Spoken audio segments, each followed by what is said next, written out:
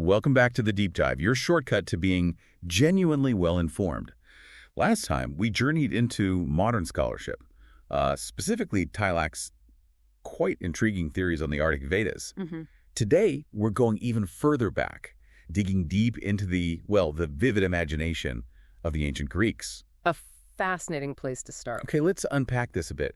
The Greeks were, masters at conjuring images for places they barely knew. Right. Their world was largely the Mediterranean. Exactly. But they spun these incredible tales of mythical peoples living way up in the mysterious north. We're talking about a time when maps just sort of faded into legend at the edges. Absolutely. And right at the heart of those legends were the Hyperboreans. The Hyperboreans. Their name, it comes from the Greek hyperin, meaning beyond, and boreas, the god of the north wind. Ah, so beyond the north wind. Makes sense. Literally, the people living beyond the north wind. And the Greeks painted this, truly idyllic picture of them. Idyllic. Like a happy, long-lived people, totally free from sickness, war, hardship, just blessed with abundance. And very uniquely, they were devoted worshippers of Apollo. Apollo. Interesting. Yeah. So our mission today really is to explore where these descriptions, these captivating ideas about the Hyperboreans and their legendary home, the Riphean Mountains, where they might have come from. Okay. But maybe more importantly, what these ancient tales reveal about how the North itself was perceived for millennia. And what that perception means for Nordic identity today, for you listening. Exactly. It's about understanding the deep roots of that whole narrative. That's a powerful framing. I'm already picturing this serene northern paradise. What specific details did the ancient sources actually give us? What did they say about these Hyperboreans? Well, the earliest accounts, they paint a pretty consistent picture. You take Hesiodotus, for instance. He simply mentioned them living a happy life way up north, beyond the reach of that harsh north wind. Pretty straightforward. But it's Pandoros, the 5th century BCE lyric poet, who really brings them to life. He imagined them living at the ends of the earth. The ends of the earth. Untouched by war, disease, or even hard labor. He wrote, and I love this quote, "Never the muse is absent from their ways. Lyres clash and flutes cry, and everywhere maiden choruses whirling." Maiden choruses whirling. That's so specific, almost visual. Isn't it? It really hammers home this image of a perfect, artistic, sort of untouched existence. It does sound like a total projection of Greek ideals onto this blank space on their map. Absolutely. It's a vision of utopia, pure and simple. And even Herodotus, the father of history, he acknowledged the Hyperboreans in the same century. But he wisely cautioned that his information was based purely on hearsay. Ah, okay. So not direct knowledge. No, he was clear about that. But he did recount this fascinating detail about sacred gifts from the Hyperboreans. Gifts? Yeah, apparently transported in this remarkable chain, passed from one people to another, eventually reaching the revered sanctuary at Delphi in Greece. Wow. That journey itself suggests a kind of reverence, doesn't it? Even if they were mythical. It does. And you mentioned their connection to Apollo earlier. How did that elevate their status? Yes, tell us about that. It totally transformed them.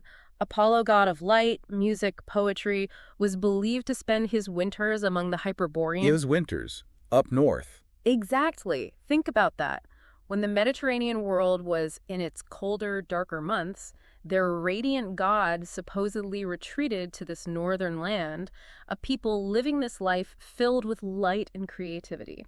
That's counterintuitive, but fascinating. It profoundly shifted the Greek perception. The north wasn't just a harsh, cold place anymore. It became this mystical, sacred realm of, warmth and inspiration, paradoxically. So it's not just about the cold, it's about where their god of light goes. Precisely. And what's truly fascinating here is how the Hyperboreans served as a kind of mirror for the Greeks themselves. The mirror. Yeah. These stories weren't just about some distant people. They prompted the Greeks to ponder what a perfect life could be. A bit like their idealized views of, say, Ethiopia in the distant south. Ah, so they use these other places to think about themselves. Exactly. It shows how they use the unknown to define their own aspirations, their values. A reflection of their own cultural ideals. Uh-huh. Okay, so moving from the people to their place. Yeah. You mentioned the Riphean Mountains, their legendary home. What did the ancients actually imagine these mountains were like? Right, the Riphean Mountains. Well, for Greek and Roman cartographers, the known world often just dissolved into obscurity up north. Yeah. And this vague boundary was frequently marked by Ripheia Oros, the Riphean Mountains. Ripheia Oros. They were consistently placed far in the north, a land of snow and ice, the source, supposedly, of those cold winds blowing south. Okay, so the source of the winds. Herodotus mentioned them again, but like with the Hyperboreans, admitted he had no precise information. Later geographers, Strabon, Ptolemaios, Plinius the Elder, they tried to place them. Where did they guess? All over the place, really. Sometimes the Ural Mountains, sometimes way up near the shores of the Arctic Ocean. Speculation, basically. So these weren't mountains they'd actually seen or mapped properly. Yeah. More a conceptual name. Exactly. A symbolic edge of the known world. Beyond which lay the unimaginable. Precisely. They were more a mythical name than accurate geographical data, a symbolic boundary behind which lay the unknown, the strange, the wondrous. And that idea lasted. It's compelling how long it lasted, well into the Middle Ages. If we connect this to the bigger picture, think about Adam of Bremen, an 11th century historian. Okay, much later. Right. His map of northern Norway and the Arctic Sea, it depicted not only Cyclops and Hyperboreans. Still, but also these very Riphean mountains. And alongside them, another incredibly intriguing spot he labeled Terra Feminarum. Terra Feminarum, the land of women. Okay, that is intriguing. What's that about? Yeah, isn't it? Adam of Bremen, in his big chronicle, the Gesta Hamburgensis Ecclesiae Pontificum, he specifically placed this Terra Feminarum on the northern shores of the Baltic Sea. Baltic, yeah. And he directly connected this to the ancient Amazon myth, the legendary race of female warriors. From Greek mythology, yeah, the Trojan War and all that. Exactly. Homer's Iliad, King Priam fought them, described them as stronger than men. Adam of Bremen actually quotes something similar in his text. Dicunt autem Amazones circa littora maris Baltici sedere. Which means? It is said that the Amazons lived on the shores of the Baltic Sea. He's putting them right there. So he's actively blending these ancient Greek legends with whatever stories or ideas he had about the medieval North. Mm-hmm. Which makes me wonder, is this just like transplanting an old myth? Yeah. Or could it possibly reflect something real about northern societies? Was there something different about women's roles up there? That's exactly where it gets really interesting. Separating fact from legend is always tough, right? But the combination of that powerful ancient Amazon myth and maybe the perceived or perhaps even actual status and role of women in the North, that likely fueled this placement. How so? Well, unlike the highly patriarchal Mediterranean societies, maybe women in some northern cultures had more agency or different roles, participated more actively in life, maybe even held power. We don't know for sure, but that perception, real or not, would make the North seem even stranger to outsiders. Exactly. It made the North an even more odd and captivating place in the minds of ancient and medieval folks, a sort of repository for wonders and myths that didn't fit elsewhere. It reinforces that idea of the North as a place where norms could be turned upside down. Perfectly put. It's fascinating how this image of powerful, maybe unconventional women keeps emerging in the North across centuries, which makes me ask, do these big legends, Hyperboreans, Riphean mountains, even the Amazons, do they find actual echoes in local northern lore, like, say, in Finnish traditions? Oh, absolutely they do. You find some surprisingly strong parallels when you start looking. Such as? Well, take the Kalevala, Finland's national epic. Right. It portrays Pohjola, the Northland, as this strange, distant, often quite dangerous land. Visually, yes. And Louhi, the formidable mistress of Pohjola, she commands powers of light and darkness.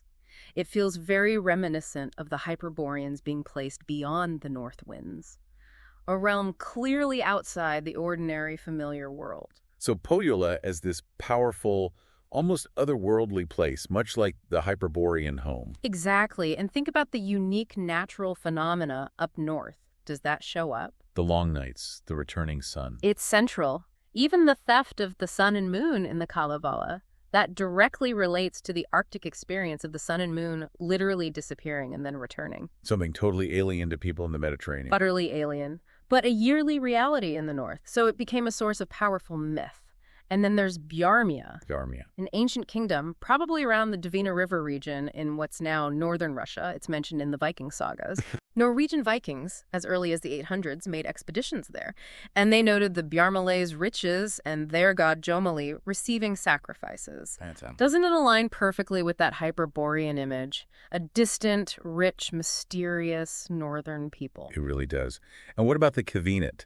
You mentioned them earlier. How do they fit in? Right, the Kvinit, or Kivins, they're mentioned in lots of medieval sources. They apparently inhabited huge areas of northern Sweden and Norway. A significant presence then. Seems like it. The Fornjoters saga even describes this figure, Nor, conquering Norway from the Kvins' homeland.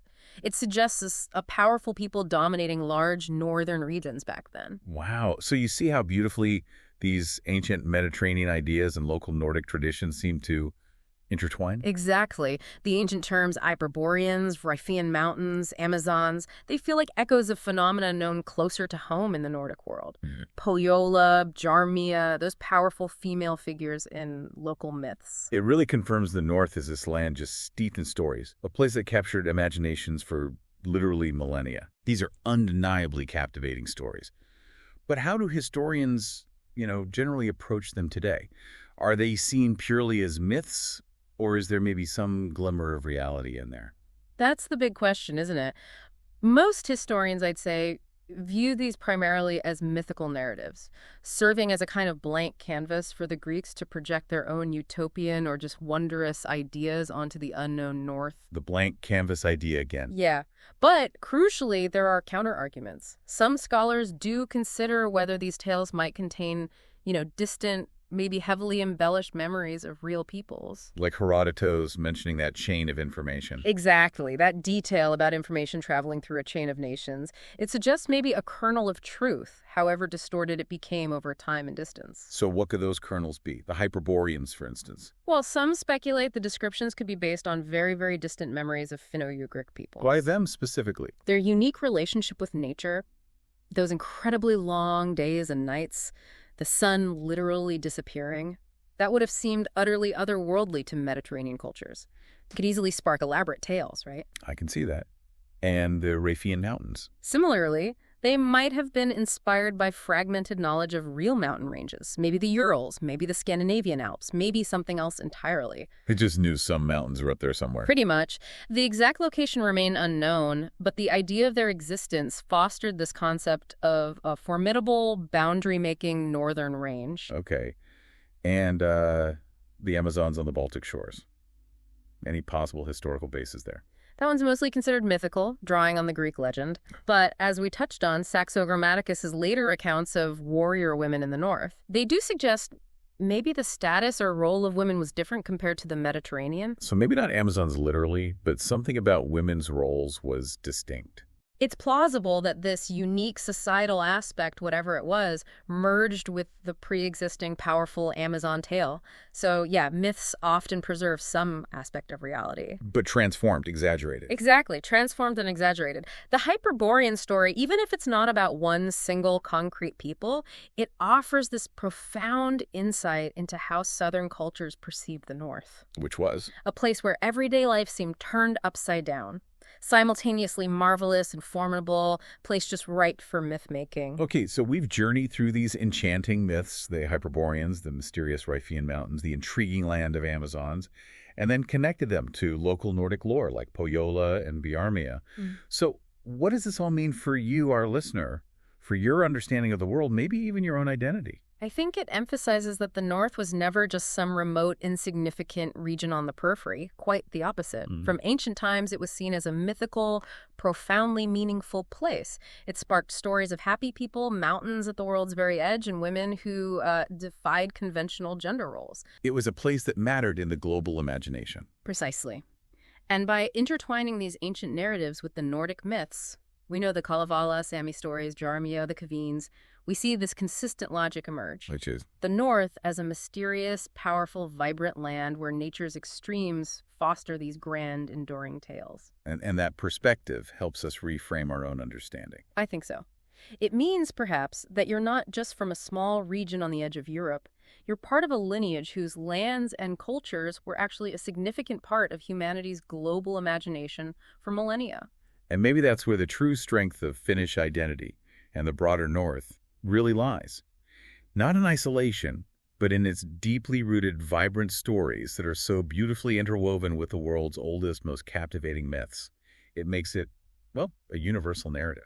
Absolutely. You know, this whole deep dive into ancient perceptions, it really makes the North, and by extension, the Finnish experience, part of a global, timeless story. Timeless how? It's a story where light vanishes and returns, where peoples live at the mercy but also the protection of nature, where this mystical north has consistently captured worldwide interest for thousands of years. Mm. So maybe the provocative thought to leave you with is this. How does reflecting on the timeless power of place and myth and seeing how your own place in the world connects to these ancient narratives, how does that shape your experience? It suggests you're part of a much grander, much older story than you might think.